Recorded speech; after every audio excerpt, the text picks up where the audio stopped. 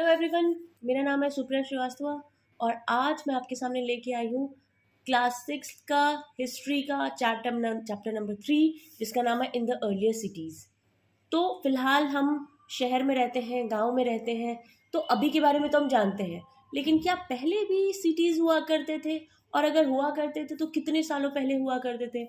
उनका क्या हुआ, वो कैसे चलते थे, उस समय किन किन चीज़ों का डेवलपमेंट हो चुका था, इन सारी चीज़ों के बारे में हम इस चैप्टर में पढ़ेंगे।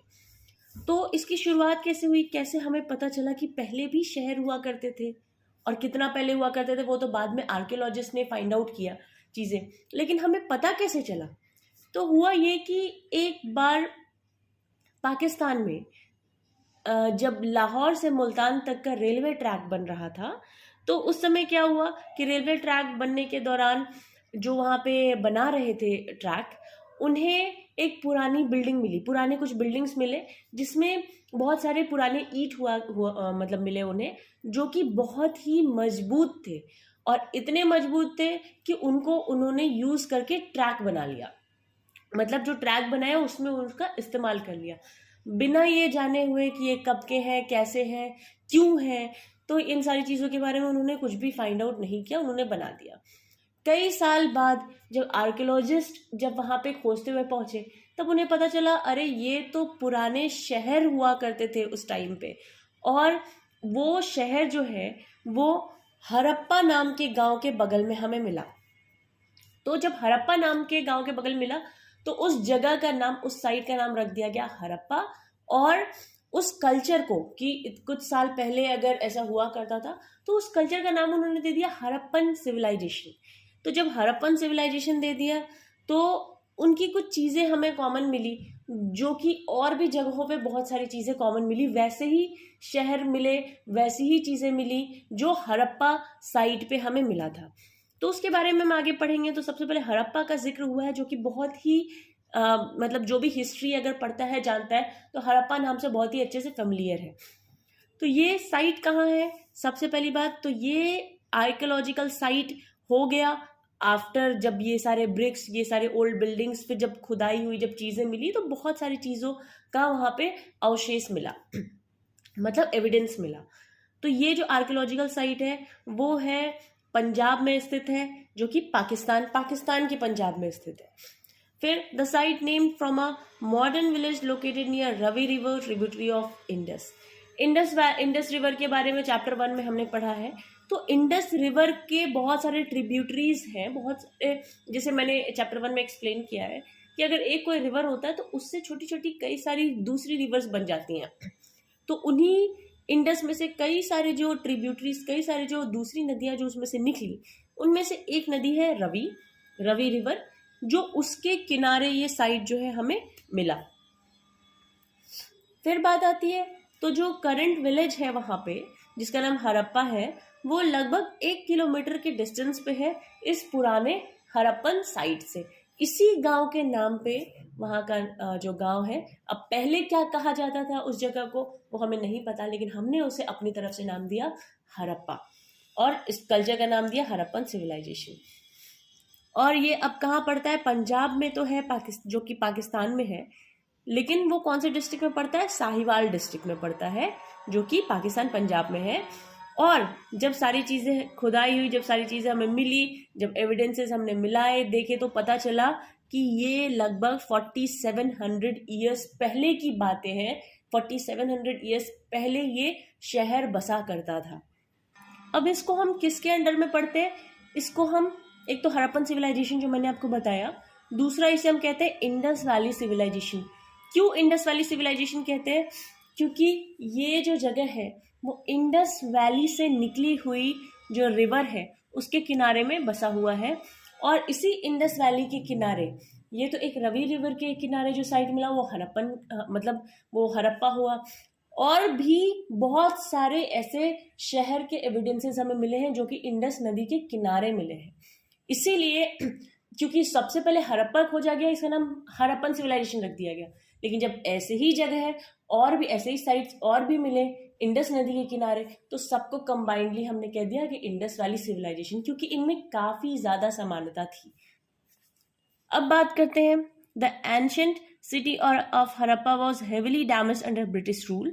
जो मैंने आपको बताया कि जब ब्रिटिश रूल चल रहा था 1857 में, जब लाहौर और मुल्तान का रेलवे ट्रैक बन रहा था, उस टाइम पे ऑब्वियसली ब्रिटिश रूल था क्योंकि 1947 के बाद हमारा देश जो है आज़ाद हुआ। तो कई सारे ऐसे जो साइट हैं वो रियून कर दिए गए, बर्बाद कर दिए गए। और जो मैंने आपको स्टार्टिंग में स्टोरी बताई, तो उस ट्रैक को बनाने के चक्कर में भी ये साइट हेविली डैमेज कर दिया गया ब्रिटिश रूल में। अब स्पेशल अबाउट दीज साइट्स, अब ये जो साइट्स जो हमें मिले इनमें क्या स्पेशल था? तो many cities were divided into 2 और मोर पार्ट्स। तो इनमें से जो भी शहर जो हमें मिले हैं, ज़्यादातर जो शहर हैं वो एक ही पैटर्न पे बने हुए थे। वो पैटर्न क्या था कि एक शहर जो है वो 2 पार्ट में डिवाइडेड था। एक पार्ट था वेस्ट में, दूसरा पार्ट था ईस्ट में। तो वेस्ट में जो पार्ट था वो अगर हम एरिया के हिसाब से देखें तो एरिया के हिसाब से छोटा था, लेकिन वो ऊपर की ओर बना हुआ था। यानी कि थोड़ा सा जैसे अगर कोई शहर है तो 2 उसको पार्ट में बांटा गया, एक लोअर साइड में बनाया और दूसरा उससे थोड़ा सा ऊपर बना के, थोड़ा सा ऊंचा बना के वहां पे बनाया गया। तो ऐसा हम मानते हैं कि जो ऊंचे साइड में जो छोटे से एरिया में बना, वहां पे काफी रिच लोग रहा करते थे, कम लोग रहा करते थे, छोटे एरिया में रहते थे। छोटे एरिया यानी कि ये नहीं कि छोटा एरिया हुआ, मतलब ये हुआ कि छोटे से एरिया तो था as compare to larger area, but वहां पे उसको ऊंचा बनाया गया था। प्लस वहां पे बहुत अच्छे टाइप के घर मिला करते थे, मतलब मिले, जिनको हम सिटाडिल हमने नाम दिया कि जो हायर में है उसे हम सिटाडिल हमने बोला। और दूसरा पार्ट जो ईस्ट की ओर था वो एरिया में तो बड़ा था, लेकिन वो नीचे की ओर बना हुआ था, जिसे हम लोअर टाउन हमने नाम दिया। और क्या खासियत थी? और ये थी हड़प्पा जो साइट खोजा गया और ऐसे जो भी साइट खोजे गए, उसकी खासियत एक और ये थी कि वहाँ के जो ईंट मिले, जो ब्रिक्स मिले, वो इतने वेल बेक्ड थे, इतने अच्छे से पके हुए थे, पकाए हुए थे, जो कि सालों तक आगे मतलब खराब नहीं हुए, मतलब विच लास्टेड फॉर 1000 ऑफ ईयर्स। तभी तो 4700 ईयर्स पहले की जो चीज़ें थी वो 1857 में बहुत ही अच्छे कंडीशंस में वैसे ब्रिक्स हमें मिले। तो इससे ये समझ आता है कि उस टाइम पे जो शहर हुआ करता था वो काफ़ी मतलब कंपेरेटिवली एडवांस था, जो हमारी सोच है उससे ज़्यादा। तो interlocking pattern bricks to make wall strong, उस समय जो वॉल्स बनाए जाते थे वो इतने अच्छे तरीके से इंटरलॉक्ड पैटर्न में बनाए गए कि वो वॉल बहुत ही स्ट्रॉन्ग बना और काफ़ी दिनों तक लास्ट किया, मतलब काफ़ी दिनों तक आगे एग्जिस्ट किया। उस समय के हमें मेटल्स भी मिले, आर्कियोलॉजिस्ट जो उन्होंने पाया, जैसे कि AG means silver, AU means gold, copper, bronze, और for making tools, weapons, ornaments and vessels. यानी उस समय धातुओं का, मेटल्स का यूज हुआ करता था 4700 ईयर्स पहले। कैसे कैसे मेटल्स का? सिल्वर का, गोल्ड का, कॉपर का, ब्रोंज का, इन सब अलग अलग जो भी मेटल्स हैं उनके अलग अलग चीज़ों के लिए उनका यूज़ किया जाता था। जैसे ब्रॉन्ज से टूल बनाने का काम होता था, वेपन बनाने का काम होता था, ऑर्नामेंट्स के लिए जो है सिल्वर, गोल्ड, इनसे ऑर्नामेंट बनते थे, वेसल मतलब जो बर्तन होते हैं वो बनते थे, इवन चांदी का बर्तन बनता था, कॉपर का बर्तन बनता था। तो मेटल्स का अलग अलग तरह का यूज़ हुआ करता था उस समय, और ये सारी चीज़ें उस समय भी डिस्कवर कर ली गई थी। फिर एक तरह का स्टोन जो है हमें मिला जिसे हम चर्ट नाम से जानते हैं। ये एक ऐसा प्रकार का स्टोन है जो उस समय यूज़ किया जाता था स्टोन वेट्स के रूप में। स्टोन वेट्स क्या होता है कि जब भी हम अगर नॉर्मल दुकान में जाते हैं सब्जी वगैरह खरीदने, तो कई जगह तराजू होता है, ज़रूरी नहीं अभी तो वेइंग मशीन वगैरह हो गया, लेकिन पहले तराजू हुआ करता था जिसमें एक साइड में सब्जियां या जो भी हम खरीद रहे हैं वो रखते थे, और दूसरे साइड में हम आधा किलो का, 1 किलो का, 250 ग्राम का वेट रखते हैं। तो उस समय ये चर्ट नाम का जो स्टोन है वो स्टोन वेट के रूप में यूज किया जाता था सामान को तौलने के लिए। अब uses of beads, shells, seals, यानी उस टाइम के हमें बीड्स मिले हैं, शेल्स मिले, सील्स मिले। सील क्या होता है कि जैसे कि अगर एक जगह से दूसरे जगह अगर किसी को जाना होता था या एक शहर में एंट्री लेनी होती थी तो एक सील लगता था, ठप्पा लगता था। तो वो ठप्पा का इस्तेमाल उस टाइम पे हुआ करता था 4700 साल पहले के शहरों में। फिर बारी आती है, एक और नाम का जिक्र हुआ है जिसे हम कहते हैं फैंस, FAIENCE, फैंस। ये एक ऐसा मटेरियल है which was artificially produced and use to make object like beads, bangles, earrings and tiny vessels. यानी कि औरतों के, इवन सिर्फ औरत ही नहीं, उस टाइम के मेल मेंबर्स भी, ऐसा हम अनुमान लगाते हैं कि कई सारे ज्वेलरी पहना करते थे। तो जैसे अब अगर हम देखते हैं अपने स्टोरीज में या फिर जो जानते हैं कि जो राजा महाराजा हुआ करते थे या फिर जो रिच पर्सन हुआ करते थे, उनमें मेल मेंबर्स भी ऑर्नामेंट्स को पहना करते थे। तो और फिलहाल भी अभी भी ट्रेंड चेंज हो गया है, तो बहुत सारे मेल मेंबर्स अभी भी पहनते हैं। तो ये क्या है कि उस टाइम पे एक ऐसे आर्टिफिशियली ऐसे मटेरियल का हमने उस टाइम पे प्रोड्यूस किया गया, ऐसा बनाया गया जिससे चूड़ियाँ, बीड्स हो गए, छोटे मोटे मतलब बर्तन हो गए, इयरिंग्स हो गया, ये सारी चीज़ें बनाई जाती थी जो कि काफ़ी सुंदर, मतलब सुंदरता के लिए ये ऐसे स्टोन्स का इस्तेमाल किया जाता था। तो ये फायंस होता कैसा था, तो शाइनी सरफेस हुआ करता था और उसका जो ग्लेज है, जो कलर है, वो ब्लू और सी ग्रीन कलर का हुआ करता था। ये है वो फायंस जिसका अभी मैं जिक्र कर रही थी, जिसका इसमें आप देख सकते हैं कि ब्लू और सी ग्रीन कलर का ग्लेज है थोड़ा। तो इस मटेरियल का यूज़ करके आर्टिफिशियल ऑर्नामेंट्स बनाए जाते थे, आर्टिफिशियल वेजल्स बनाए जाते थे सुंदरता के लिए, ताकि वो सुंदर लगे। ये है वो चर्ट जिसका मैं अभी जिक्र कर रही थी, जो स्टोन वेट्स के रूप में यूज हुआ करता था सामान को तौलने के लिए। और क्या स्पेशल था इन जगहों के बारे में, तो पीपल वर क्राफ्टमैन, लोग जो है वो क्राफ्टमैन हुआ करते थे, यानी कि लोग जो है क्राफ्ट, कढ़ाई बुनाई करने के चीज़ों में लगे हुए थे। मतलब ये उनका मेन काम हुआ करता था बहुत सारे लोगों का। और कार्ट वो use to travel as toy cart was found, और एक जगह से दूसरी जगह ट्रैवल करने के लिए उन्होंने एक गाड़ी भी बना रखी थी। ऐसा नहीं था कि वो सिर्फ पैदल चलते थे, यानी कि उस समय उन्होंने दिमाग लगा के एक गाड़ी बनाई थी। तो मैं सबसे पहले दिखाना चाहूँगी कि वो गाड़ी किस तरह की हुआ करती थी। तो ये रहा वो टॉय कार्ट जो कि एविडेंस के रूप में हमें मिला है। तो कहीं ना कहीं इस तरह की गाड़ी उन्होंने खुद से सोच समझ के बनाया था। और ऑब्वियसली जो चीज़ें रियल में बड़े लोग यूज़ करते हैं उन्हीं का टॉय के रूप में बना के हम बच्चों को प्रेजेंट करते हैं खेलने के लिए। तो अगर ऐसा एविडेंस मिला है तो वाकई में ऐसी चीज़ें बड़े लोग जो हैं, ह्यूमंस जो हैं, वो इस्तेमाल किया करते होंगे ताकि एक जगह से दूसरी जगह वो ट्रैवल कर पाए। उस समय के लोग जो है वो फार्मिंग भी किया करते थे। फार्मिंग किया करते थे, ये हमें कैसे पता चला, तो वो इसलिए पता चला कि हमें एक हल भी मिला है। हल मतलब कि खिलौने वाला हल हमें मिला है। तो उस एविडेंस से हमें ये पता चलता है कि अगर हल मिला है तो ऑब्वियसली वैसा रियल में भी यूज़ किया जाता होगा, तभी उसे खिलौना के रूप में बना के बच्चों को दिया गया होगा।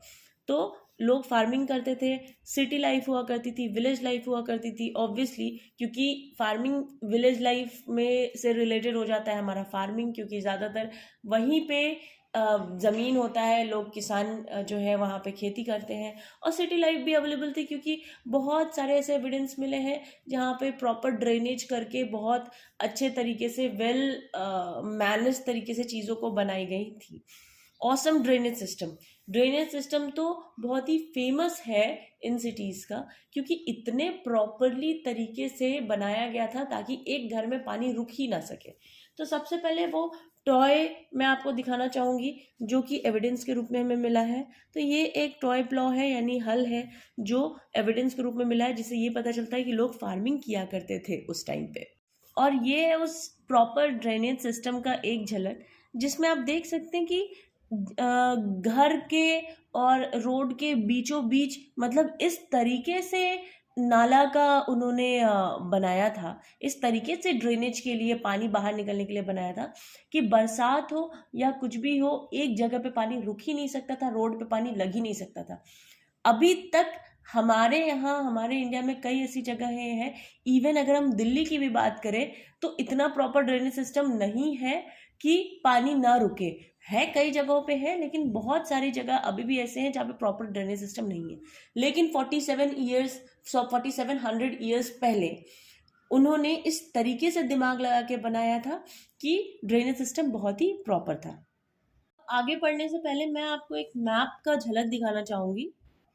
जैसे यहाँ पे आप देख सकते हैं, ये इंडिया के मैप का हाफ पार्ट है, यानी कि वेस्टर्न पार्ट है। कि यहाँ पे आप देख सकते हैं, ये गुजरात, जो प्रेजेंटली मैं बताऊँ तो ये गुजरात है यहाँ पे, और इस साइड में अरबियन सी है। तो ये रहा हमारा इंडिया का बाउंड्री, और इंडिया की बाउंड्री में पहले इंडिया और पाकिस्तान एक ही था। तो ये पहले का, कहीं ना कहीं पहले का मैप है। और ऑब्वियसली यहाँ पे बाउंड्रीज से रिलेटेड चीज़ें नहीं दिखाई गई हैं, यहाँ पे दिखाई गई हैं कि पहले की जो सिटीज़ जो मिले हैं वो कहाँ कहाँ किस किस जगह पर मिले हैं। तो यहाँ पे आप देख सकते हैं कि मेनली ये रहा हमारा इंडस रिवर, जो लिखा हुआ है इंडस रिवर, ये इसी के आसपास मोहनजोदारो मिला है। फिर ऊपर देखें तो इंडस रिवर के सारे जो भी ट्रिब्यूटरीज निकले हुए हैं उनमें से एक रवि रिवर है, जिसके बारे में हमने पढ़ा। उसके बगल में हड़प्पा मिला है, राखी गढ़ी, काली बगान, गनेरी वाला, ये सब कहीं ना कहीं जो है इंडस रिवर या फिर उनके ट्रिब्यूटरीज के आसपास ही ऐसे शहर हमें मिले हैं। यहाँ पे आप देख सकते हैं कि लोथल, धौलावीरा, ये सब लिखा हुआ है। तो ये फिलहाल इंडिया में लाई करता है। पहले तो सारी जगहें एक ही थी, पहले ऐसा कोई बाउंड्री नहीं था। तो ये शहर जो है वो इनके ही आसपास बसे थे, और ये नाम जो है फिलहाल प्रेजेंट के नाम पे हमने दिया है। वहाँ पे जिस भी जगह पे मिला है उस जगह के आसपास जो भी नाम है उनके हिसाब से हमने दे दिया है। लेकिन ये सारे कहीं ना कहीं इंडस रिवर के किनारे आते हैं, और सब में लगभग एक जैसी कुछ ना कुछ समानताएं हैं।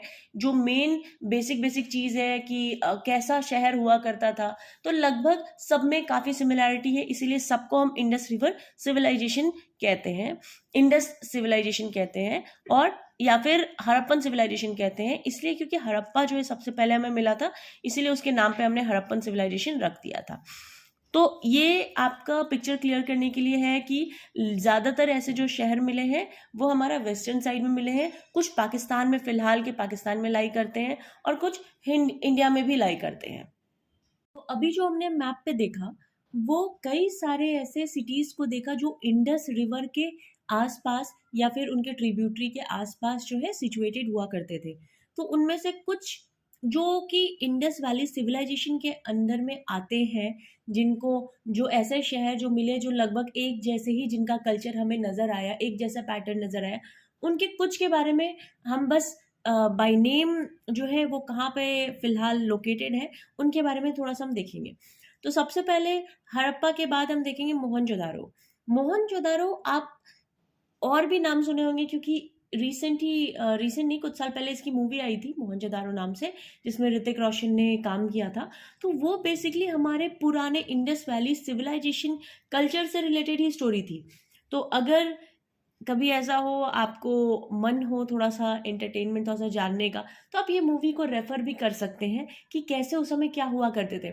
उसमें सील का बहुत इंपॉर्टेंस दिखाया गया है। मैं आपको दिखाना चाहूंगी, जैसे कि ये सील है। ये क्या है कि इस तरह का सील पहले के टाइम पे हुआ करता था, जो हमें एविडेंस के रूप में मिला है। जैसे अगर किसी एक जैसे सपोज मोहनजोदारो में एंट्री पानी है, तो ये सील लगा होना ज़रूरी है, मोहर लगा होना ज़रूरी है, तभी आप जाने जाएंगे कि हाँ, आपको एक जगह से दूसरी जगह ट्रैवल करना है। तो इस सील का बहुत ज़्यादा इंपॉर्टेंस हुआ करता था पहले, और इसका इंपॉर्टेंस भी मूवी में दिखाया गया है, तो वो आप देख सकते हैं। तो मोहनजोदारो फिलहाल कहाँ पे लोकेटेड है, तो वो सिंध, पंजाब में लोकेटेड है, और उसका मतलब होता है mount of the dead man. अब ये किस कल्चर के अंडर में आता है, तो ये इंडस वैली सिविलाइजेशन के अंदर में आता है। ये हम टोटल इंडस वैली सिविलाइजेशन ही पढ़ रहे हैं। तो 4500 ईयर्स पहले की ये बात है कि जब ये शहर हुआ करता था, और ये भी जो है यूनेस्को का वर्ल्ड हेरिटेज सेंटर कंसीडर किया गया इन 1980। तो 1980 में इसे भी खोजा गया, और ये यूनेस्को वर्ल्ड हेरिटेज साइट माना जाता है। अब ये होता क्या है यूनेस्को वर्ल्ड हेरिटेज साइट, तो ये मैंने अपने पुराने वीडियो में आपको बता रखा है ऑलरेडी। उसके लिए आप मेरा पहला इस हिस्ट्री का फर्स्ट चैप्टर आप रेफर कर सकते हैं। अब इंडस वैली सिविलाइजेशन की इतनी बात हो रही है तो थोड़ा बहुत इसके बारे में भी देख ले कि ये जो टाइम था इंडस वैली सिविलाइजेशन का, इसे हम ब्रॉन्ज एज के रूप में बोलते हैं, क्योंकि इस समय ब्रॉन्ज का इन्वेंशन हो चुका था और ब्रॉन्ज को जो है लोग काफ़ी हर चीज़ में यूज़ किया करते थे, as a tool, even ornament, vessels. तो ब्रॉन्ज का बहुत ज़्यादा यूज़ था, इसीलिए उस समय के टाइम को हम ब्रॉन्ज एज भी कहते हैं। Preceded by Mehrgarh. अब मेहरगढ़ के बारे में ऑलरेडी मैंने चैप्टर 1 में बता रखा है कि मेहरगढ़ में क्या क्या चीज़ें मिली और क्या एविडेंसेस मिले। तो मेहरगढ़ पहले था, उसके बाद जाके इंडस वैली सिविलाइजेशन की स्थापना हुई और बहुत सारे सिटीज़ जो हैं ये बने। तो मेहरगढ़ के बारे में थोड़ा बहुत मैं आपको वापस से रिकॉल करा दूं कि उस टाइम पे मेहरगढ़ नाम का जगह है जो कि पाकिस्तान में है। वहाँ पे ऐसे ऐसे घर मिले जो कि स्क्वायर शेप के थे और उनको कई मतलब एज अ रूम डिवाइड किया गया था, जिसमें स्टोरेज के लिए भी यूज़ हुआ करता था, जैसे ग्रेन्स का storage and other food items का स्टोरेज के रूप में यूज़ किया जाता था। तो ये आप देखने के लिए चैप्टर 1 देख सकते हैं। अब इंडस वैली सिविलाइजेशन के अंदर में बहुत सारे जो साइट्स आते हैं जो है कि हड़प्पा, मोहनजोदारो, लोथल, धोलावीरा, गनेरीवाला, राखीगढ़ी, कालीबंगान, रूपनगर, ये लगभग सारी चीज़ें मैंने आपको दिखाया कि ये इंडस वैली के किनारे आसपास है, जो मैप में रेफर मैंने किया था। तो ये जो भी मेजर साइट्स हैं ये इंडस वैली सिविलाइजेशन के अंदर में आता है, क्योंकि ये मेजर साइट्स हैं। ऐसा नहीं है कि बस इतने ही हैं, और भी बहुत सारे साइट्स हैं जो कि लगभग सेम ही टाइप के हैं, लेकिन मेजर जिनके बारे में हमें थोड़ा बहुत जानकारी होनी ही चाहिए वो ये साइट्स हैं। और इनके बारे में ये कहाँ सिचुएटेड है वो ही अभी हम देख रहे हैं। तो हड़प्पा हमने देख लिया कि वो पाकिस्तान में सिचुएटेड है, और हमने मोहनजोदारो भी देख लिया, वो भी सिंध पाकिस्तान में सिचुएटेड है, लोकेटेड है। अब आगे हम देखते हैं कि बाकी की चीज़ें कहाँ कहाँ पाई गई जो कि इंडस वैली सिविलाइजेशन के अंदर में आती है। जैसे नेक्स्ट हुआ हमारा गनेरी वाला। गनेरी वाला कहाँ है? ये पंजाब में लोकेटेड है, पाकिस्तान के पंजाब में।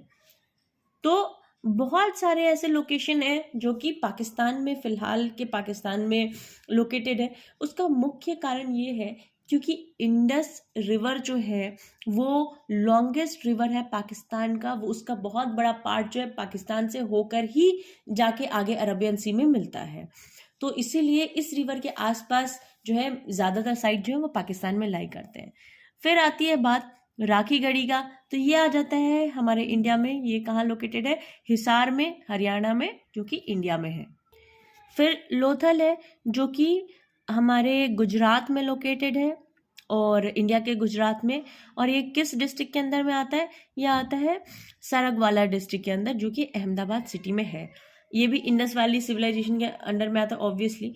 4700 ईयर्स अगो ये भी शहर जो है वो बसा करता था, और यहाँ पे पूरे वर्ल्ड का अर्लीस्ट डॉकयार्ड जो है वो पाया गया।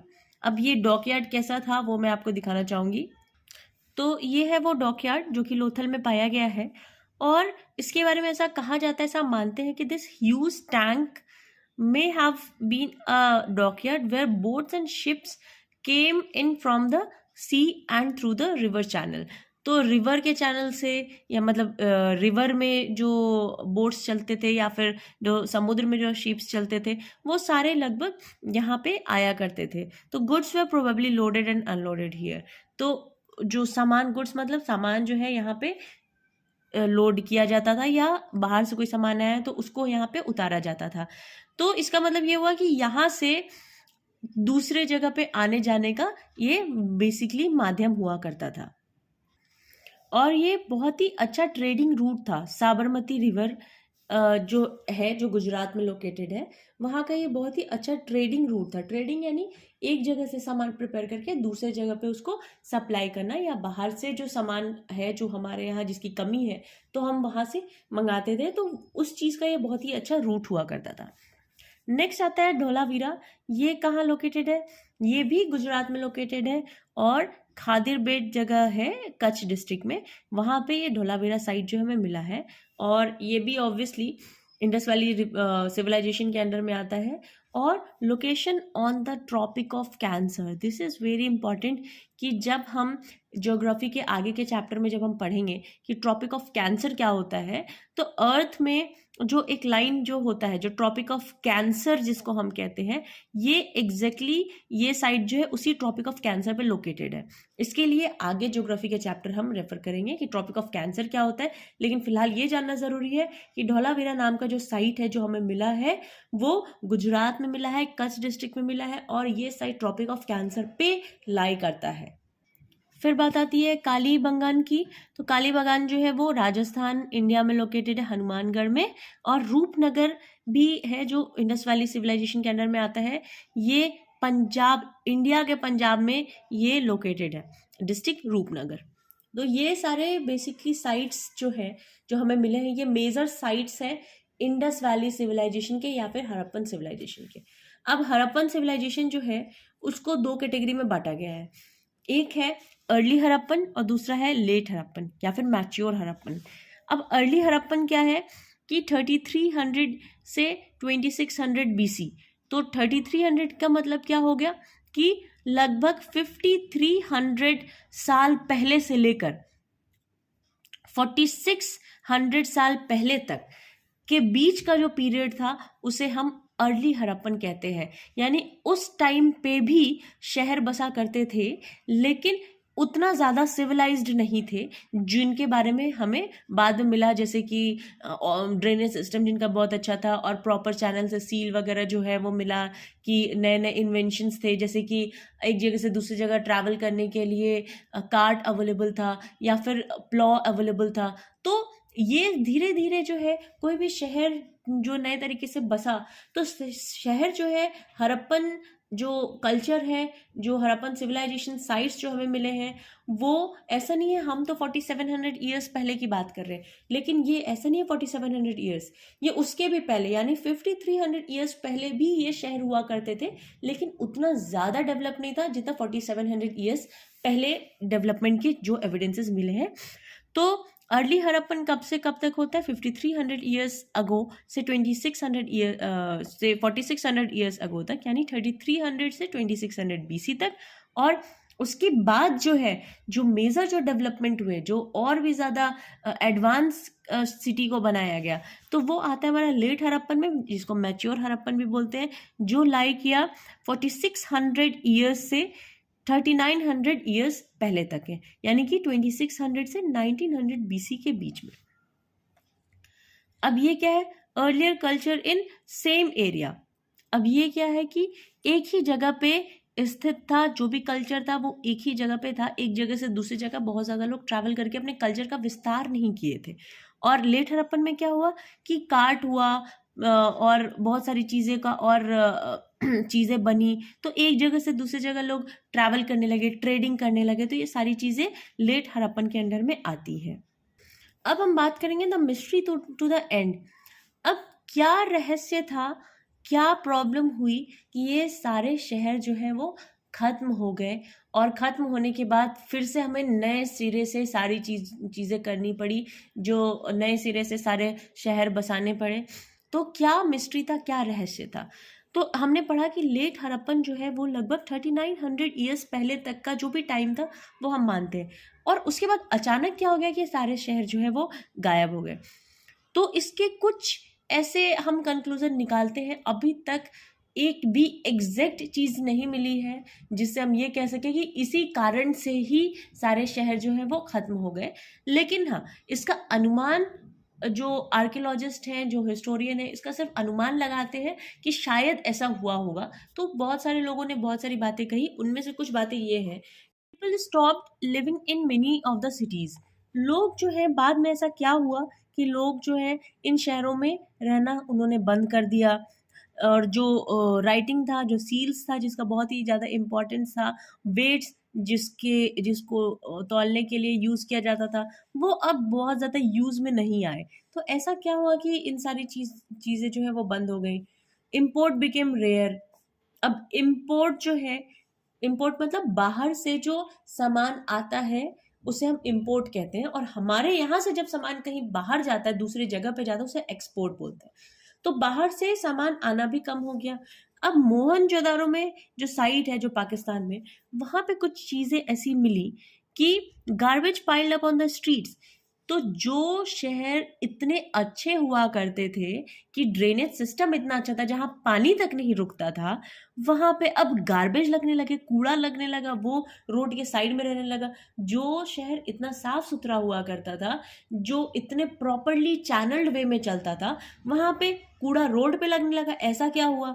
Drainage system broke down. जो ड्रेनेज सिस्टम जिसके बारे में आज भी हम तारीफ करते हैं कि वैसा ड्रेनेज सिस्टम जो उस टाइम पे हुआ करता था, वो अभी तक उतना अच्छा डेवलपमेंट, उतना अच्छा माइंडसेट नहीं हो पाया। तो ऐसा क्या हुआ कि ड्रेनेज सिस्टम जो है वो टूट गया। Less impressive houses were built even over the streets. और पहले जो घर हुआ करते थे, 4700 साल पहले जो घर हुआ करते थे, जो ब्रिक्स, जो इंटरलॉकिंग पैटर्न था, वो जितने अच्छे हुआ करते थे, ऐसा क्या हुआ कि उसके बाद जो है, मतलब थोड़ा लो स्टैंडर्ड घर जो है वो बनने लगे। और पहले क्या था कि घर जो है बहुत ही पैटर्न वे में था। जैसे मैंने बताया था कि सिटीज जो है वो दो पार्ट में डिवाइडेड थी, वेस्ट में, ईस्ट में। एक सिटाडेल था, मतलब थोड़ा ऊपर करके अच्छे अच्छे घर बने हुए थे।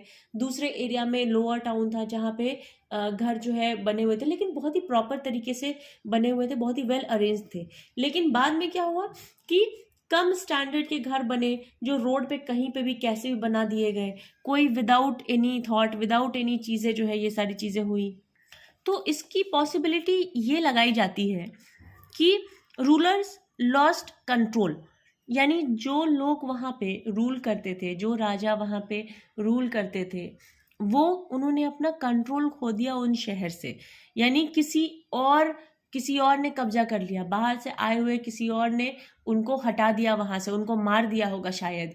तो एक राजा अगर किसी शहर में है, उसको प्रॉपरली बनाया हुआ है, बाहर से किसी ने आक्रमण किया, कोई वहां पे रूल उनका हटा दिया, तो ऑब्वियसली वो पुरानी सारी चीजों को हटा के अपनी चीजें लाने की कोशिश करता है।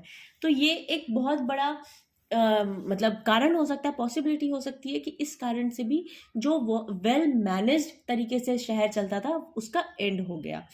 या फिर ये हुआ होगा कि फ्लड आ गया होगा, जैसे कि मोहनजोदारो मूवी में दिखाया है कि फ्लड आ गया था और पूरा शहर बर्बाद हो गया, खत्म हो गया। तो ये भी एक पॉसिबिलिटी है कि बाढ़ आई हुई होगी, क्योंकि ये इंडस रिवर के किनारे था, तो रिवर में बाढ़ आई हुई होगी और वहाँ पे जो भी शहर थे, जो भी प्रॉपरली सारी चीज़ें थी, घर मकान सारी चीज़ें, वो बह गई होंगी, खत्म हो गई होंगी। तो एक अच्छा खासा शहर जो है वो बर्बाद हो गया होगा। ड्रॉट हो गया होगा, माइट भी पॉसिबल कि सूखा पड़ गया हो और सूखे के कारण जो है ये सारी चीज़ें खत्म हो गई हो। डिफॉरेस्टेशन हो गया हो, यानी कि नए नए इन्वेंशन के कारण हो सकता है लोगों ने बहुत सारे पेड़ जो है वो काट दिए हो, और जो एनिमल्स जो हैं जो ज़्यादा बढ़ गए होंगे, वो जितने भी ग्रीन एरियाज हैं, हो सकता है उन्होंने वो सारी चीज़ें ख़त्म कर दी हों, या जो रिसोर्सेज होते हैं जिनसे हमारा नॉर्मल जीवन यापन होता है वो ख़त्म हो गया हो। नॉर्मल जीवन यापन होने का क्या मतलब है कि दो तरह की चीज़ें होती हैं। एक जो हमें नॉर्मल जीवन यापन में ज़रूरत होती है, उसके अलावा भी हम बहुत सारी चीज़ें सब बचाते हैं ताकि हमारा शहर, हमारा अर्थ जो है वो बच पाए। तो हो सकता है वो रिसोर्सेज का एंड हो गया हो। तो ये सारी पॉसिबिलिटी हो सकती है जिसके कारण एक अच्छा खासा शहर बर्बाद हो गया हो, एंड हो गया हो जिसका। तो यहाँ पे एंड हो जाता है हमारा इन द अर्लियर सिटीज़ के बारे में, कि अर्लियर सिटीज़ यानी कि पहले हमने पहले चैप्टर में पढ़ा वो टाइम जब स्टोन एज हुआ करता था, वो टाइम जब अर्ली मैन हंटर गैदरर हुआ करते थे। दूसरे चैप्टर में हमने देखा कि कैसे वो यहाँ वहाँ शिकार करना, जो घूम घूम के शिकार करते थे, वहाँ से वो थोड़ा सा फार्मिंग मोड में आए, थोड़ा किसान वाले मोड में आए, कि कैसे उन्होंने पशु पालन करना शुरू किया, कैसे वो फार्मर बने, वो सारी चीज़ें। फिर तीसरे चैप्टर में, ये जो चैप्टर जो हमने पढ़ा, ये हमने पढ़ा कि वहाँ से ट्रांसफॉर्मेशन हुआ कि उन्होंने शहर बनाए, साथ में रहने लगे, तो थोड़ा कल्चर बनाए, शहर बनाए, चीज़ों को डेवलप किया। तो ये सारी चीज़ें थी जो हम अभी इंडियन हिस्ट्री में पढ़ रहे हैं।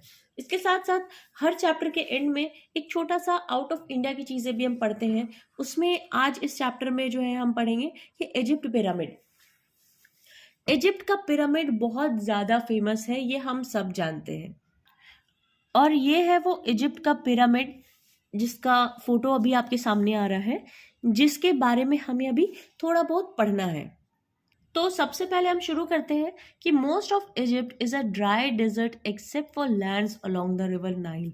मतलब अगर हम इजिप्ट की बात करें तो इजिप्ट में ज़्यादातर जो जगह है वो ड्राई डेजर्ट है, यानी कि रेगिस्तान ही रेगिस्तान है। सिर्फ लगभग जो वहाँ पे एक बहुत ही फेमस रिवर है नाइल, वो जो रिवर है उसके आसपास का जो लैंड है, सिर्फ एक वही लैंड है जो थोड़ा फर्टाइल है, जो थोड़ा नॉर्मल है, अदरवाइज जो है हर जगह डिजर्ट ही डिजर्ट है। तो around 500 years ago Kings ruled over Egypt. जहाँ पे 4700 ईयर्स अगो की हम बात कर रहे हैं, वहाँ पे शहर हुआ करते थे। वहाँ पे 5000 साल पहले वहाँ पे राजाएं हुआ करते थे, मतलब राजा हुआ करते थे इजिप्ट में, जो कि इजिप्ट के ऊपर रूल किया करते थे। हमारे यहाँ राजा तो बाद में आए, मतलब जब ये हड़प्पन सिविलाइजेशन वगैरह जब समाप्त हो गया, उसके बहुत बाद में राजा होना शुरू हुए। वो कैसे हुए वो हम आगे के चैप्टर में पढ़ेंगे, लेकिन हमसे बहुत पहले राजाओं का प्रचलन, रूल का प्रचलन जो है इजिप्ट में शुरू हो गया था। तो 5000 साल पहले इजिप्ट में राजा हुआ करते थे जो इजिप्ट पे रूल करते थे। They sent armies to distant lands to get precious stones. वो जो है, जो राजा थे वहां पे अपनी आर्मीज को, अपनी सेना को दूर दूर जगहों पे लैंड पे भेजा करते थे, और वहां से बहुमूल्य पत्थर, बहुमूल्य स्टोन्स जो है वो मंगा के अपने पास रखा करते थे। और they built huge tombs known as pyramids. और जैसा कि अभी थोड़ी देर पहले फोटो में हमने देखा कि वैसे वो बहुत ही बड़े बड़े ऐसे उन्होंने टॉम बनाए जिनको हम पिरामिड के नाम से जानते हैं। When they died their body were preserved and buried in these pyramids, these bodies are called mummies. अब बहुत सारी मूवीज हमने देखा है द ममी, यानी जो इजिप्टियन ममीज है वो बहुत ज़्यादा फेमस है। वो इसलिए क्योंकि वहाँ के जो राजा थे वो अपने लिए पहले एक पिरामिड बनवाते थे, और उनका मानना था कि उनके डेथ के बाद उनकी जो बॉडी है उस पर वो इस तरह का लेप लगाते थे कि उनकी बॉडी जो है वो काफ़ी सालों तक बिना डिस्ट्रॉय हुए लास्ट कर सके, वो वहाँ पे एग्जिस्ट कर सके। तो जब वो मरते थे तो उनकी बॉडी को उसी पिरामिड में बरी किया जाता था, रखा जाता था, और सिर्फ उनकी बॉडी को ही नहीं, उनके साथ साथ उनके बहुत सारे सामान, जो उनके बहुमूल्य सामान थे, प्लस उनके जो प्रेशियस स्टोन्स थे, उनकी जो प्यारी चीज़ें थी, इवन बहुत सारे सैनिक भी जो है कि उनको, उनका ऐसा बिलीफ था कि दूसरी दुनिया में अगर वो उनका डेथ हो गया है तो वहाँ पे भी उनको कोई दिक्कत ना हो, इसलिए उनके बहुत सारे सैनिक को भी उनके साथ साथ बरी कर दिया जाता था। इवन खाने पीने का सामान भी उनके साथ, एनिमल्स भी उनके साथ जो है वो बरी किया जाता था। तो ऐसे जो पिरामिड है उनके अंदर में आज भी राजाओं के ममीज पड़े हुए हैं, उनके डेड बॉडी पड़े हुए हैं, जिसको हम ममीज बोलते हैं। तो Egyptian mummies are very famous. तो पिरामिड जो है बेसिकली यही है कि उसके अंदर में पुराने राजाओं की डेड बॉडी पड़ी हुई है, जो कि 5,000 साल पुरानी है। A large number of objects in serving man and women were also buried. जैसा मैंने अभी बताया कि उनके साथ साथ, राजाओं के साथ साथ, बहुत बड़ी मात्रा में जो उनको, उनकी सेवा करने के लिए औरत या फिर आदमी, उनको भी साथ में बरी कर दिया जाता था, ताकि उनको दूसरी दुनिया में कोई दिक्कत ना हो। तो यही है बेसिकली। आज तक हमें ये नहीं पता चल पाया कि इजिप्टियन पिरामिड जो है वो मतलब उसका रहस्य आज तक खुल ही रहा है। आज फिलहाल भी अगर हम देखेंगे तो शायद हॉटस्टार पे भी एक ऐसा एक आया हुआ है, ऐसा नेशनल ज्योग्राफी की तरफ से ऐसा जो खोज हुआ है वो आया हुआ है कि और क्या क्या चीज़ें हमें मिल रही हैं, और क्या क्या रहस्य जो हमें मिल रहे हैं। तो ये था हमारा chapter number 3। Thank you so much ये वीडियो देखने के लिए। अगर आपको मेरा वीडियो पसंद आया हो, अगर आपको कुछ भी जानकारी हुई हो, आपका प्रॉब्लम सॉल्व हो, तो प्लीज़ मेरा चैनल सब्सक्राइब करिए, वीडियो लाइक करिए, और इन केस कोई प्रॉब्लम हो तो प्लीज़ कमेंट सेक्शन में कमेंट करिए। Thank you so much. Have a nice day.